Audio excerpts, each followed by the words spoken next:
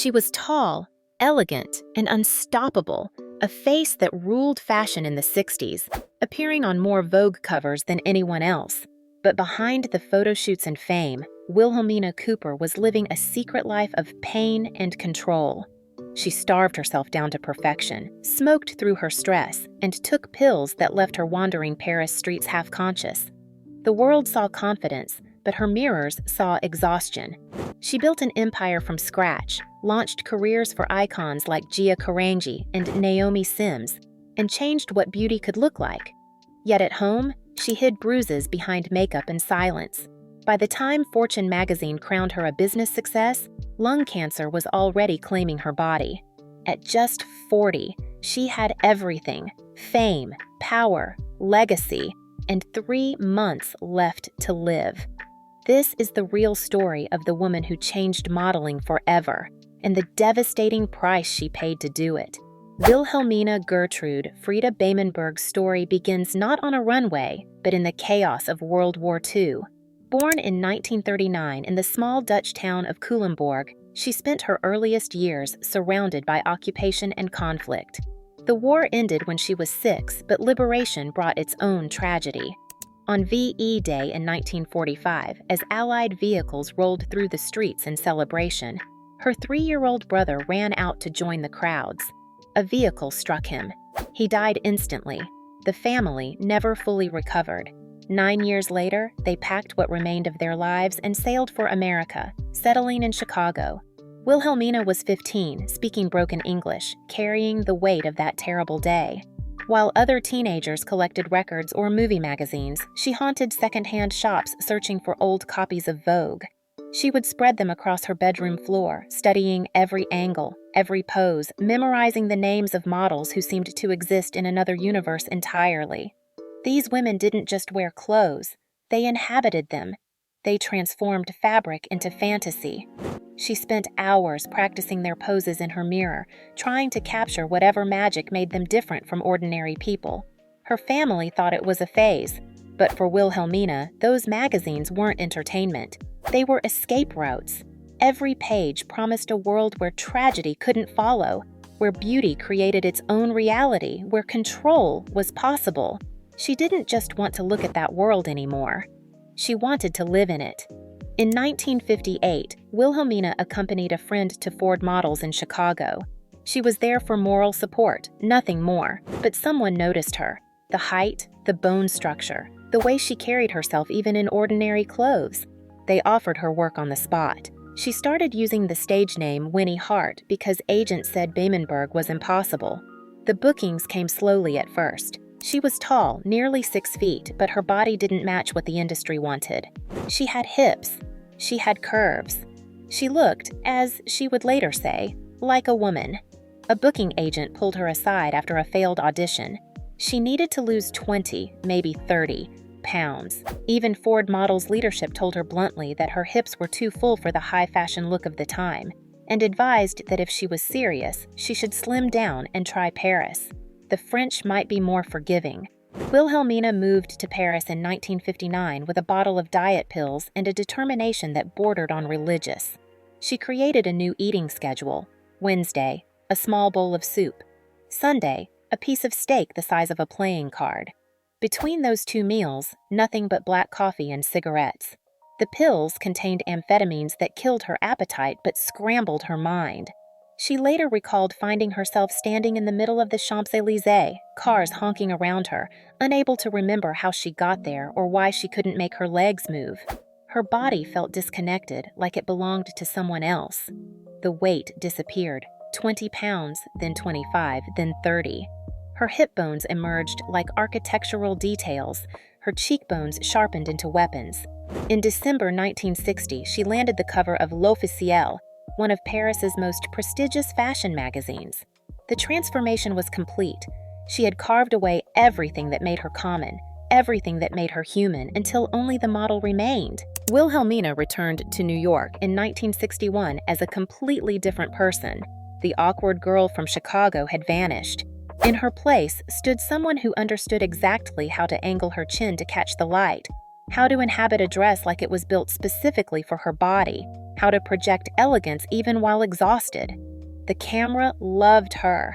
More importantly, the camera buyers loved her. She became one of the busiest models in the world, working long days, barely resting, and flying between continents for shoots that never seemed to end. Within a few years, her income placed her among the industry's elite, and her face appeared on dozens of magazine covers, including a record number for Vogue.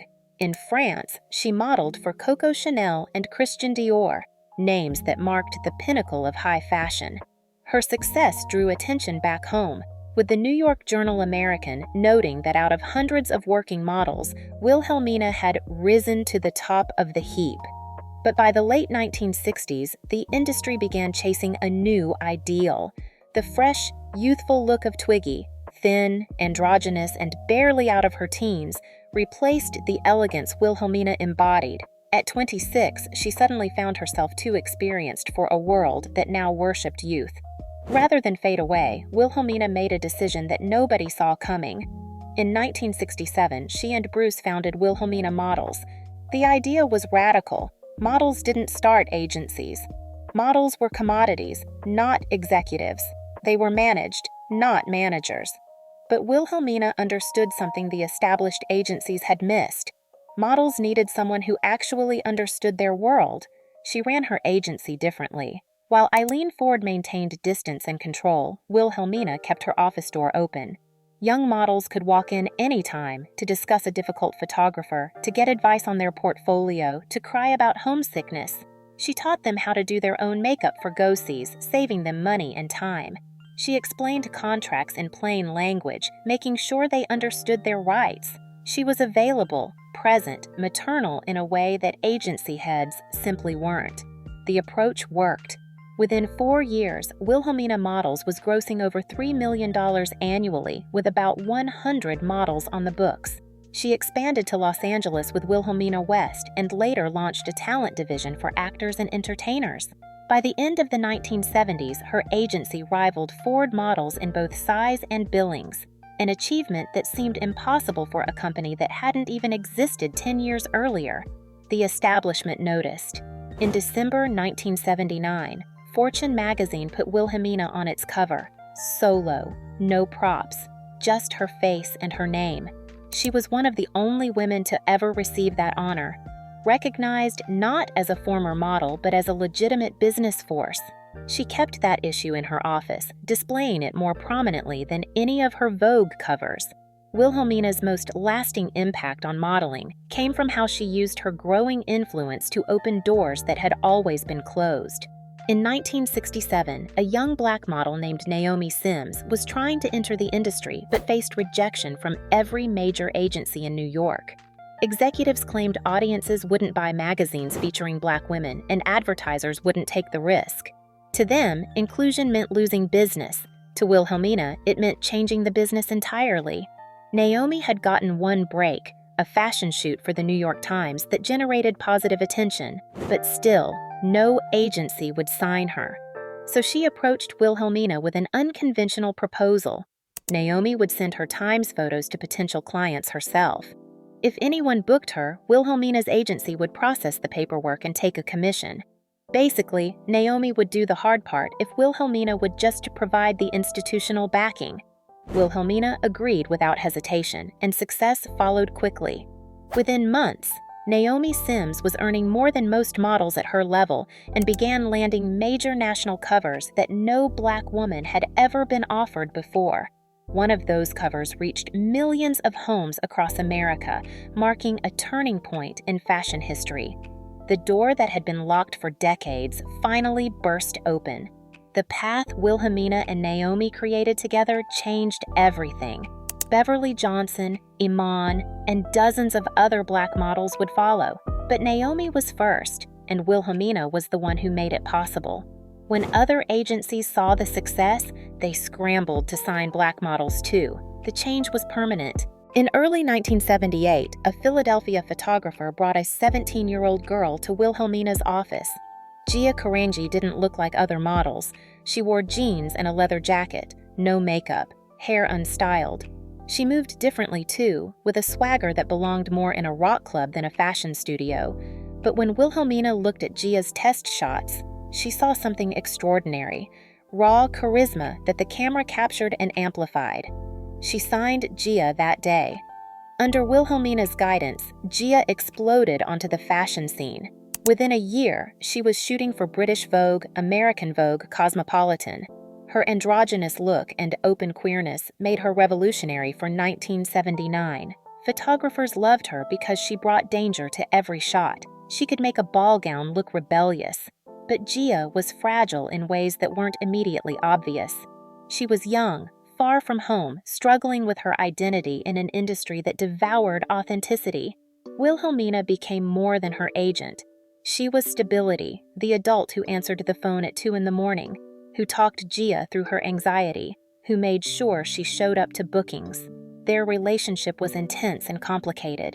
Gia would later tell friends that Wilhelmina was the only person in New York who actually cared whether she lived or died. The bond between them would prove more important than anyone realized at the time. As long as Wilhelmina was there, Gia held herself together. She showed up to shoots. She stayed relatively clean. She was building toward something that looked like longevity, but that stability depended entirely on one person's presence, and that person was running out of time. According to later accounts, the same year Wilhelmina discovered Gia, bruises began to appear. Small ones at first, marks on her arms that could be explained away, then black eyes that required careful layers of makeup. Friends and colleagues noticed but stayed silent. It was a different time. People didn't ask about bruises. They didn't interfere in marriages. By the late 1970s, Bruce Cooper was drinking heavily. He was also involved with other women, some reportedly from their own agency. But it was the drinking that poisoned everything. He would come home drunk and angry about a lost client, a perceived slight, or nothing at all. The violence was unpredictable, which made it worse. Wilhelmina never knew which Bruce would walk through the door. She had 2 children, Melissa and Jason. Leaving meant risking their stability, maybe even losing them entirely. Courts in the 1970s didn't always favor mothers, especially those working 80-hour weeks. So she stayed. She covered the bruises. She went to meetings, photo shoots, and parties, smile flawless, clothes immaculate, never letting anyone see what her life had become. The cigarettes helped. She had started smoking during her modeling days as an appetite suppressant, but now they served a different purpose. Every cigarette was 5 minutes of something she controlled. The inhale, the exhale, the small burn in her lungs. These belonged to her. Years later, her daughter Melissa would tell an interviewer that she believed her mother was slowly committing suicide with cigarettes, that it was easier than confronting the reality of being trapped in an abusive marriage with no good options for escape. Kenneth Battelle, the famous hairdresser, worked with Wilhelmina frequently during this period.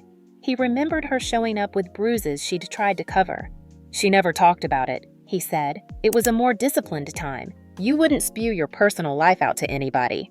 That discipline, that commitment to maintaining appearances, was killing her as surely as the cigarettes. In mid-1979, Wilhelmina developed a cough that wouldn't go away. At first, doctors thought it was pneumonia, but the antibiotics did nothing. Further tests revealed the truth. Lung cancer, already advanced and beyond surgery. She was only 40. She told almost no one. The agency had to look steady for its models and clients. There were contracts to close, talent to guide, a company to keep alive. So she kept working, showing up at the office even as treatments left her weak and pale. In December 1979, Fortune magazine hit the stands with her face on the cover. The feature praised her as a self-made powerhouse who had redefined what a model could become. She was dying at the exact moment America celebrated her success. The end came quickly. By February 1980, she could no longer hide her condition. She entered Greenwich Hospital in Connecticut. On March 1, 1980, Wilhelmina Cooper died with her family beside her. The official cause was lung cancer. The fashion world reacted with shock. She had hidden her illness so well that most people had no idea she was sick. The aftermath was immediate and devastating. Carangi, who had depended on Wilhelmina for stability, fell apart completely. She started using harder substances, missing bookings, destroying the career Wilhelmina had built for her. Within 6 years, Gia would be dead too, one of the first famous women to die of AIDS-related complications. Other models from the agency spoke of feeling orphaned, suddenly alone in an industry that Wilhelmina had made feel safe. Bruce Cooper continued running Wilhelmina Models after her death, though his involvement decreased over time. The agency survived and eventually thrived again, exactly as Wilhelmina had built it to do. Today, it represents not just models, but actors, musicians, influencers, a true entertainment company worth millions. The Wilhelmina name appears on buildings in New York and Los Angeles, on contracts and comp cards, on the covers of fashion magazines where new faces emerge every season. In 2017, the agency published a 50th anniversary book called Defining Beauty, filled with photographs of all the models who had passed through its doors. Page after page of faces that might never have been seen if Wilhelmina hadn't broken the rules. Black models, older models, models with unconventional looks, models who didn't fit the template until Wilhelmina changed what the template could be. The HBO movie about Gia Carangi brought Wilhelmina's story to a new generation, with Faye Dunaway portraying her as both steel and velvet, both protector and prisoner. The character Wilhelmina Slater on Ugly Betty carried her name and her spirit, ambitious, ruthless when necessary, but ultimately human. These cultural echoes matter because they keep her present in an industry that usually forgets its history.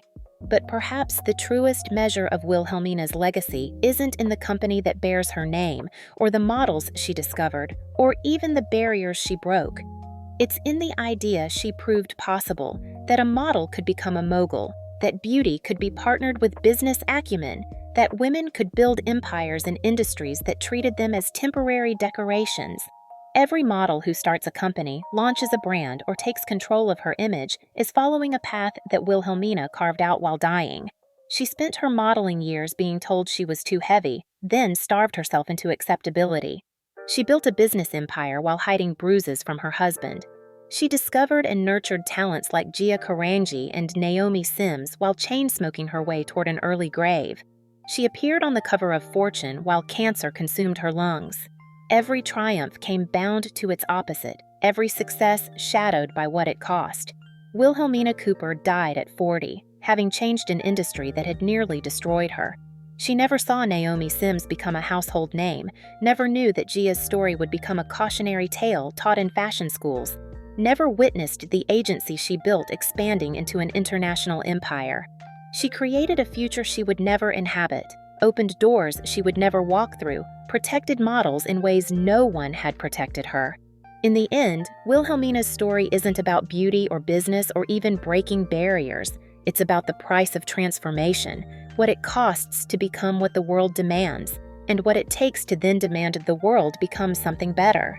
She paid that price in full, in pounds of flesh starved away, in bruises covered with foundation, in smoke-filled lungs that finally stopped working just as her greatest dreams came true.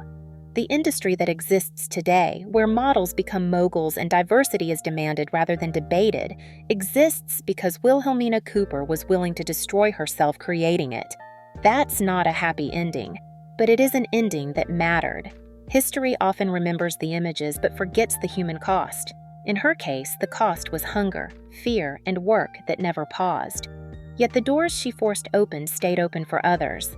The empire endured because the one who built it knew the business inside. She changed what counted as beauty and who got to be seen. That is the legacy, and it still touches runways and covers to this day.